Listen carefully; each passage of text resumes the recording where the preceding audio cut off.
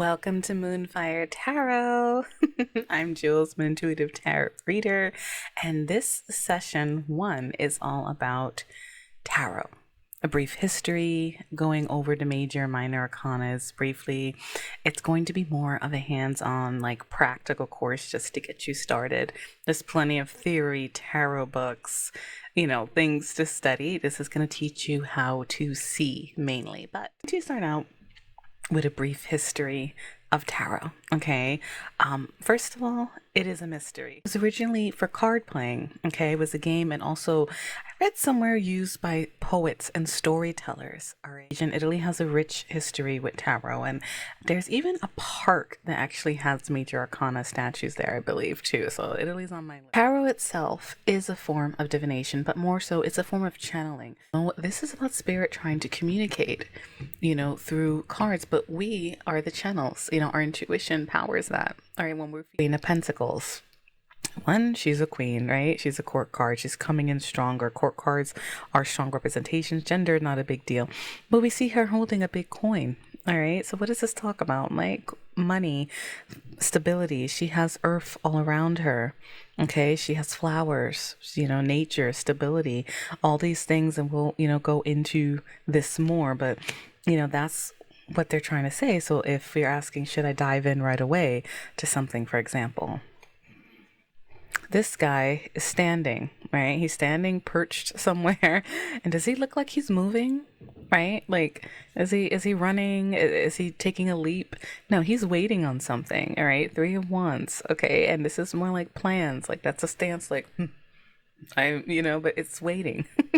Some cards will, and other decks will show is when you're reading and you get a lot of major arcana. These are pivotal moments. These are big dogs in your time. So when you get pulling a reading and you're pulling a bunch of major arcana and in like 6 cards, for example, something simple. This is a big choice, all right? This is a big moment. That's usually what that's saying, is something major is happening. So let's get started. Now, you notice there's numbers here, okay? And they all have symbols. So the Fool is the beginning of a cycle, okay? And now there's a lot of lore here, but it basically means taking a chance, starting over, taking a risk. You see how he's on the cliff? Now there's also a little dog here warning him, okay? But the sun's coming out, and the Fool is wiser than he looks. All right, he used to be a jester in the 14th, 15th centuries ago, a clown figure usually. But in the satchel, he secretly has all the tools he needs. All right, it's, some people say he has the wands, the minor arcana, basically the pentacles, the cups, the swords in this satchel somehow. Right? So he's packed and ready to go. That's one theory I've read on this. But overall, it's starting a new cycle, taking a leap. It's a new person, a new beginning, seeing the sun coming out of your shell. All right. Now we have the Magician. So this guy has all the tools. He has the pentacles, the cups. All right. Got the sword there. He has his wand, and there's an infinity symbol, endless possibilities. We can manifest whatever we want. Now the Magician can also be a trickster sometimes. All right. A smooth talker. It's communication coming in. It's making something happen. All right. With all the tools that we have teaching us, we take this leap. This is the major arcana is a cycle. All of them are telling a story. All right. So first we saw that as the Fool, ignorant in life, naive perhaps, but then we get empowered. We learn some things as we go through. We try to make things happen. All right. So now we have the High Priestess, number 2. Okay, now the High Priestess is like the divine feminine of the spiritual world. She is a gate here between the spiritual world and the physical world, and sometimes she can mean silent treatment, secrets, trusting your intuition. All right, I used to want this tattooed, but then I started seeing how it comes up in love readings, and I was like, I don't know. But anyway, so this is where we'll get into session 2. Okay, but overall is silence. She can be celibate, she can be single, she can be trusting her intuition. She's a very powerful woman.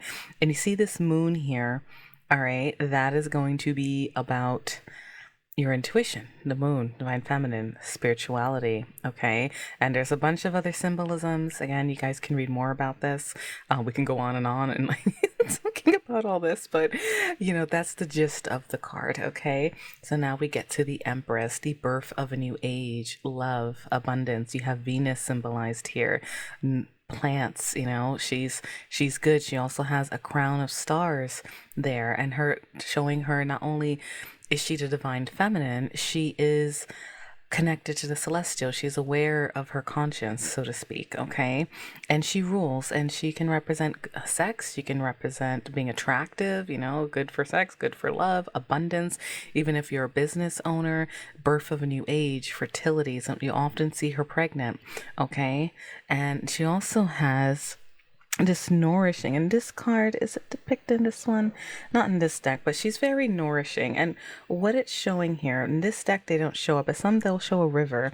And what it's doing, it's connecting to the masculine, the divine masculine, the emperor. Every time you pull the emperor doesn't mean, oh, a divine masculine's coming in your life. Could be a boss, an authority figure. The empress could also be a mother, a wife, especially if you're pulling with married people. And then we have the emperor, a husband, a boss, a father, someone in control.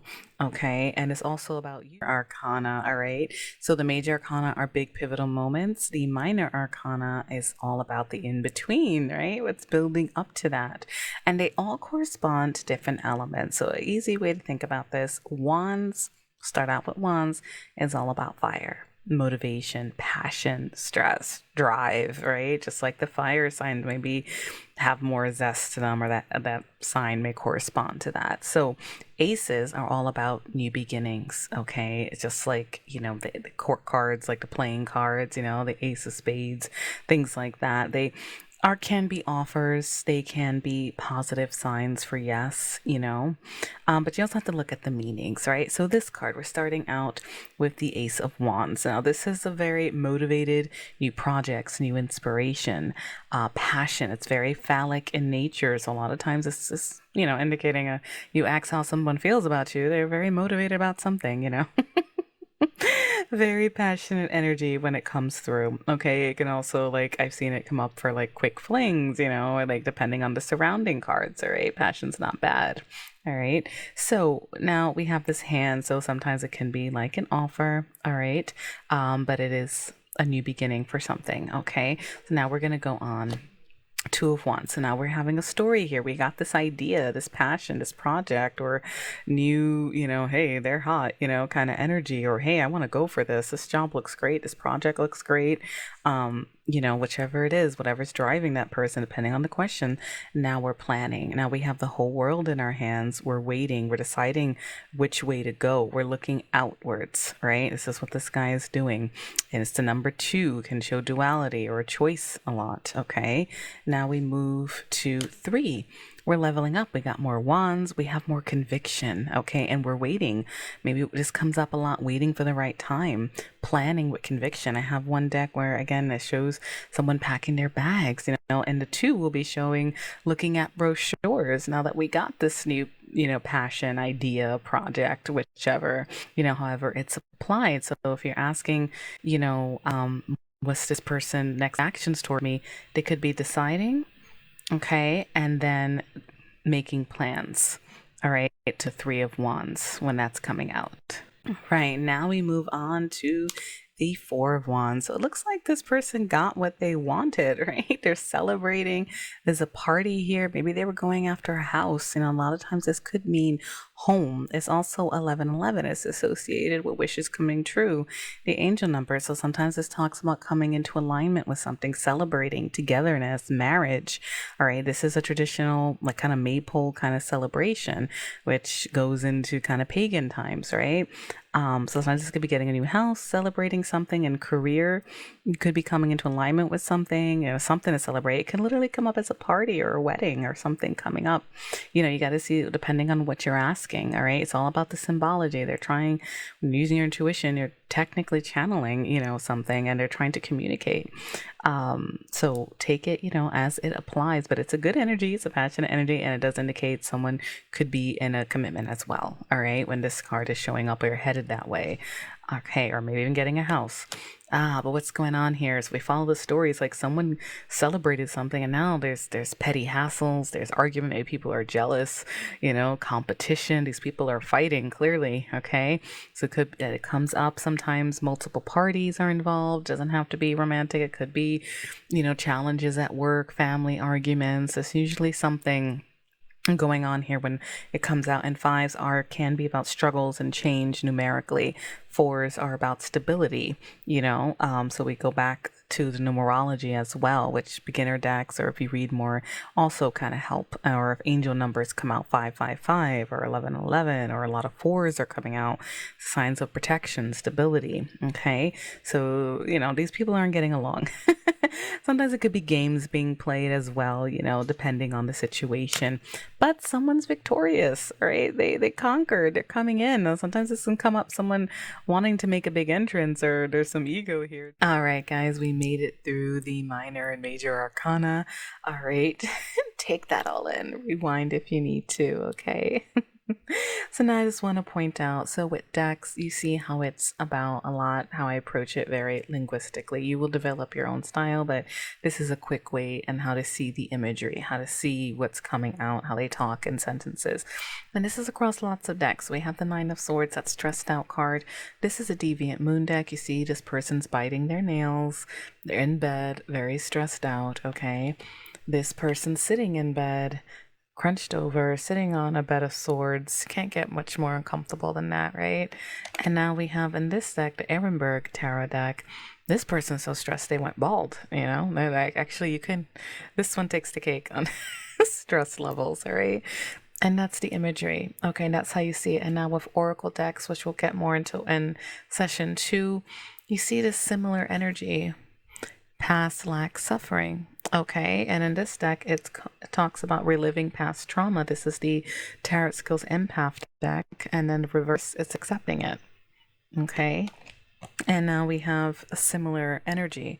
So you can see how similar messages will come out across multiple decks. This is another card, Guilt and Sabotage here. They separated it, but the posture is the same. So when your intuition, when you're asking a question, you're reading intuitively and you feel drawn to something, it doesn't sometimes matter, which deck you're using. They're just trying to communicate. Symbology is important to them at the same time, but the artwork, where it's almost